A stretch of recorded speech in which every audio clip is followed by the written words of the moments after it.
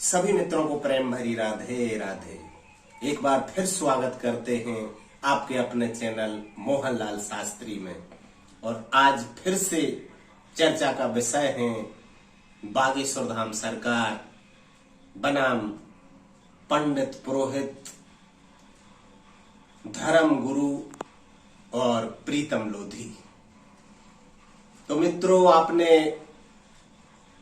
सुना होगा कि मध्य प्रदेश में बवाल चल रहा है। तो प्रीतम लोधी का वो बयान ऐसे नहीं लगता जैसे धर्म गुरुओं और पंडित पुरोहितों की शांत झील में प्रीतम लोधी ने एक बड़ा भारी पत्थर फेंक दिया हो और तरंगे दौड़ गई हो। हाँ, ऐसा ही लगता है। और प्रीतम लोधी ने जो क्रांति की मशाल जलाई है, क्या वह इसी तरह जलती रहेगी? क्या प्रीतम लोधी की क्रांति कोई रंग लाएगी या समय की हवाओं से बुझा देंगी? क्योंकि मैंने सुना है, महाकवि नीरज ने कहा है, कितना ही बड़ा हो घाव किंतु खुद ब खुद ही भर जाता है ऐसा एक मरम वक्त के पास अरे जो हर बीमारी का इलाज कर जाता। तो वक्त की दीमक प्रीतम से लोधी की उस क्रांति को खा जाएगी या कि उनकी क्रांति रूपी वृक्ष में नहीं कोंपने लगेंगे? तो मेरी राह में कहूंगा, मेरी समझ की बात मैं करूंगा कि प्रीतम लोधी ने जो क्रांति की मशाल जलाई है, क्योंकि प्रीतम लोधी का बयान पंडित पुरोहित और धर्म गुरुओं की, तथाकथित धर्म गुरु, उनकी शांत झील में पत्थर का काम कर गया। सोचा भी नहीं होगा कि कोई ऐसा भी बोलेगा। और प्रीतम लोधी ने जो कहा, मन प्रसन्न हो गया। उन्होंने कहा है कि सबको कथा करना चाहिए। तो प्रीतम लोधी की जो क्रांति की ज्योत है या क्रांति का जो बीज बोया है प्रीतम लोधी ने, वो एक वृक्ष बन जाए, उसमें कोंपले आ जाए।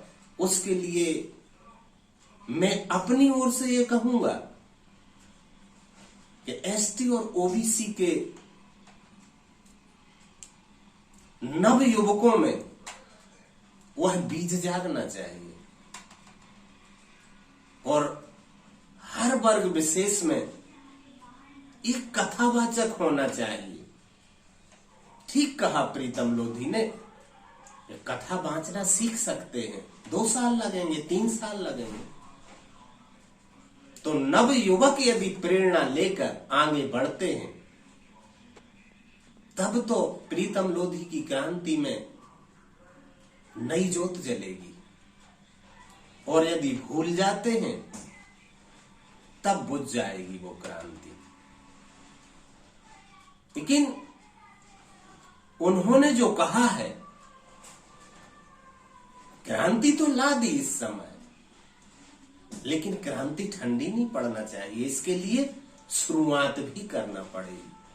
प्रीतम लोधी ने बीज बोया है और नव युवकों को उस बीज को खाद और पानी देना पड़ेगा, नहीं तो वो क्रांति धीमी पड़ जाएगी। बहुत खूब कहा है, प्रेरणा मिलती है, समाज बढ़ रहा है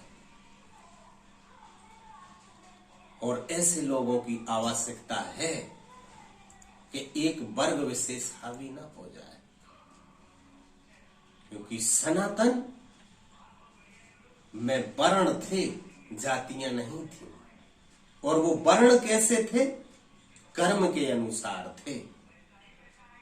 कर्म से जातियों का निर्धारण होता था। गोत्र तक बदलने की सुविधा थी। कोई विश्वामित्र ब्रह्म ऋषि हो जाता था। क्षत्रिय को ब्राह्मण होने की, शूद्र को ब्राह्मण होने की सुविधा थी। क्योंकि कृष्ण ने गीता में कहा है, चातुर्वर्ण्यम मया सृष्टा गुण कर्म विभाग सा गुणों और कर्मों के अनुसार वर्णों का निर्माण हुआ था, जो धीरे धीरे कालांतर में जातियों में परिणत हो गया।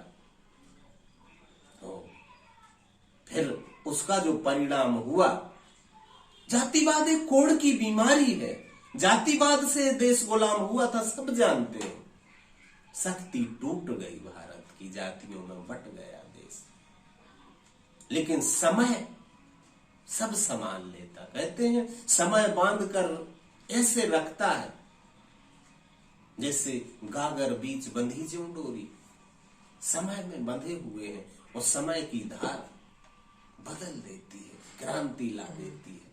तो प्रीतम लोधी की क्रांति के दीपक जलते रहे, इसके लिए जो उन्होंने बीज बोया है नव युवकों को, उसे खाद और पानी देना पड़ेगा।